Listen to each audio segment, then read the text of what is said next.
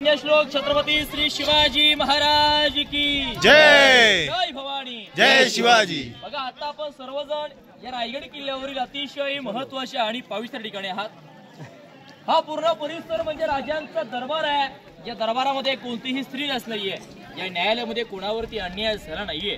असा पवित्र असा आपला राजांचा दरबार आहे आणि या दरबारामध्ये 350 वर्षापूर्वी म्हणजे 6 जून 1674 साली छत्रपती शिवाजी महाराजांचा नेतृत्वातील 16 राजांचा राज्याभिषेक सोहळा या दरबारात संपूर्ण झाला होता। आता आपण या ठिकाणी सिंहासन पाहता, यावरती आपण छत्र पाहताना मेघडंबरी म्हणतात बरं का।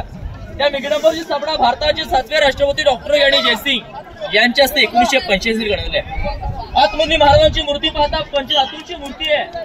त्या मूर्ती स्थापना छत्रपती शिवाजी महाराजांचे आता 13वे वारस युवराज छत्रपती संभाजीराजे कोल्हापूरचे यांच्या हस्ते 6 जून 2009 साली करण्यात आले।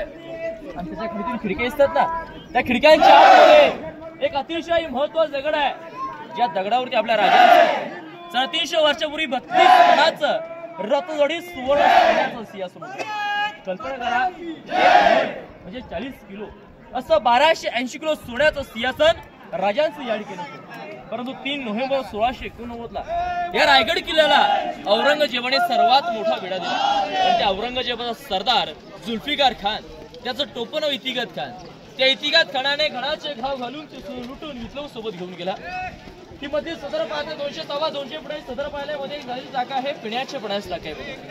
समोरचं वीट बांधकाम पाहता पेशवे घातलाय, प्लास्टर 2001 साली करण्यात आले। तुम्ही सर्वांनी राजांच्या राज्याभिषेक प्रतिमा पाहिली असेल, तुमच्या प्रत्येकाच्या घरामध्ये लावली असेल, ज्याच्यामध्ये एक इंग्रज अधिकारी लाल वस्त्र परिधान करून डोक्यात पांढरे खाली काढून झुकून आपल्या राजांना मानाचा मुद्रा करत दिसतो। त्याचं नाव आहे हेनरी ऑक्झिटन।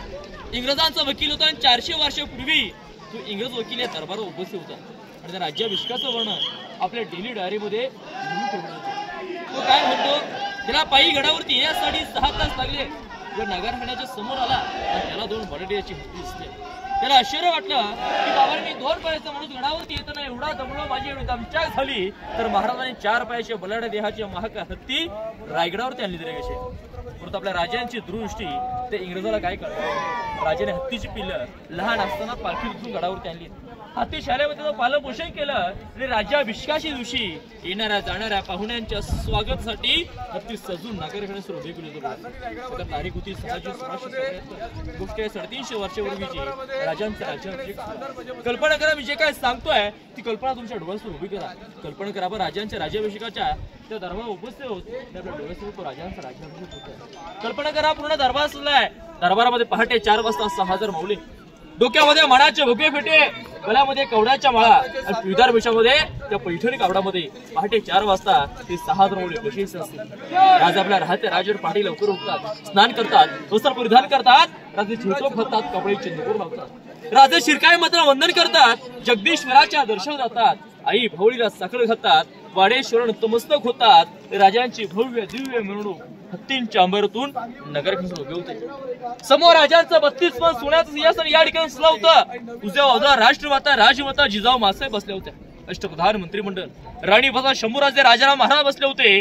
दरबारामध्ये 6000 मौले राजांच्या आतुरतेने वाट बघत होते। राजांचे एक पुऱ्या दरबारात पडतात, बसलेले 6000 मौले उभे राहतात, डोक्याला मणाचा भगवा फेटा खाली काढतात आणि झुकून आपल्या राजांना मानाचा मुद्रा करतात। राजे तो मुद्रा स्वीकारतात, परंतु इतक्या आनंदाच्या क्षणाला राजा छत्रपती होणार, रयतेचे राजे होणार, तरी इतक्या आनंदाच्या सोहळ्याला राजांचं हृदय भरवतं। इतक्या आनंदाच्या सोहळ्याला राजांच्या डोळ्यामध्ये पाणी दिसतं।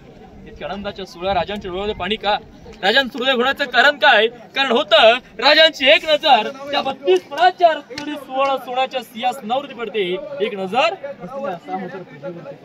राजाने या ठिकाणी काय दिसतं, त्यांच्या जीवाची माणसं, ज्यांच्या जीवावर ज्यांच्या सोबतीने हिंदवी स्वराज्य घडवलं, हिंदवी स्वराज्य उभं केलं, ज्या शूरवीर मावळ्यांनी या रयतेसाठी, या राज्यासाठी, या राष्ट्रासाठी, या धर्मासाठी हसत बलिदान दिलं, तो जीवाचे एकही मावळा राजांना त्या आनंदाच्या सोहळ्याला हे सिंहासन पाहिला या दरबारात होत नव्हता। त्यांच्या त्या विधवा बायका आणि तशी ही मुलं, हे सर्व दृश्य राजांचं हृदय भरवतं। राजे सिंहासनाच्या पायऱ्या चढतात, औसवर म्हणतात, औ साहेब आम्हा सामसे मावल्या ठोकतात। सिंहासनाची पहिली पायरी चढतो ती हिंदवी स्वराज्याची, औ साहेब सिंहासनाची दुसरी पायरी चढतो तो म्हणजे राजे लाखांचे पोशिंदे, आपण लाख मिले तरी चालतील, लाखांचा पोशिंदा जगला पाहिजे।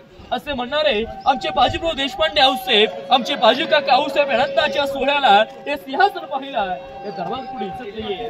आऊसाहेब या सणाची तिसरी पायरी चढतो तो म्हणजे राजे आदलेगीन त्या कोंढाण्याचा मगाचा आमच्या रायबाचा असं म्हणणार आमचा ताणाची बरेचरे. आमच्या जीवाचा ताणा सुद्धा आऊसाहेब आनंदाच्या सोहळ्याला दरबार पुढे दिसत नाहीये. आऊसाहेब या सणाची चौथी पायरी चढतो.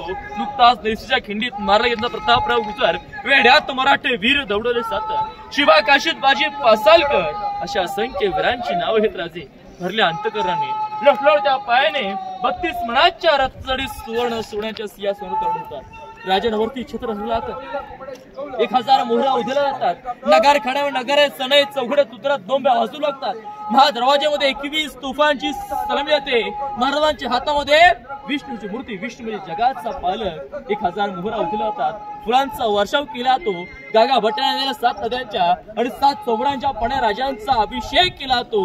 दरबारात एक ललकर होते. पाठीव मोठ्या वसुन जे म्हणा की महाराज प्रौढ प्रताप पुरंदर क्षत्रिय कुलवंश सिंहासनाधीश्वर महाराजाधिराज श्रीमंत योगी छत्रपती श्री शिवाजी महाराज की जय.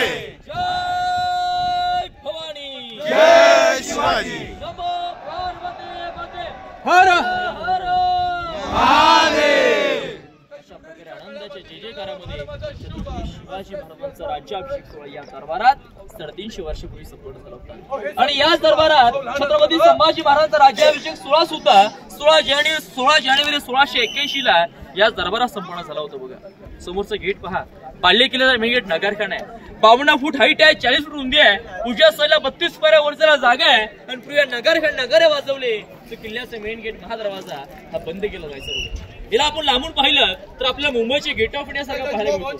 परंतु गेट ऑफ इंडिया सारखा हा पाहायला मिळत नाही, तर गेट ऑफ इंडिया याच्यासारखा पाहायला मिळतो. कारण जो हिंद्री अवघड इंग्रजी रायगडावरती आला होता आणि याचं छायाचित्र आपल्या डेली डायरीमध्ये काढलं होतं. ज्यावेळेस तो इंडिया गेट बांधला त्यावेळी तिथे इंजिनियरचं सांगितलं गेलं की वेलकम गेट कसा असावा हे राजांकडून शिकावं म्हणून याचे प्रतिकृती चोरून त्या ठिकाणी डुप्लिकेट गेट ऑफ इंडिया. ही वास्तू 400 वर्षापूर्वीची आहे. गेट ऑफ इंडिया आता 1912 साली इंग्रजांनी बांधलेलं आहे. आणि या दरबारात एक इकोसिस्टम आहे. आता आपल्या भाषण करायचं 200 लोकांना बोलण्याचं असतं तर माईकची आवश्यकता पडते. परंतु त्या दरबाराचं 6000 लोक या ठिकाणी बसायची तरी या ठिकाणी माईक नव्हता. या दरबाराचं बांधकाम संयोजन केलं होतं तर शांतता असेल तर तिथल्या कोपऱ्यात बसलेला माणूस जरी कुजबुजला तरी आवाज तिथपर्यंत ऐकायला व्हायचा. तर तिथे कुणी बोललं तर आवाज तिथपर्यंत ऐकायला व्हायचा. हा दरबार गर्दी असल्याकारणे त्याला दाखवता येत नाही. दरबारच्या कोपऱ्यात मोठा दगड पाहायला मिळतो. बघा या दगडामुळे ऐकू होत असावा, हा ध्वनी चमत्कार होत असावा अशी काही इतिहासकारांची जाणकार लोकांची मत येत होतं. राजांचा दरबार दिवाणीआम किंग कोर्ट. पुढे आता आपण होळीचा मला बाजारपेठेची माहिती घ्यायला पुढे जाणार आहोत. बोला छत्रपती श्री शिवाजी महाराज की जय. जय भवानी. जय शिवाजी.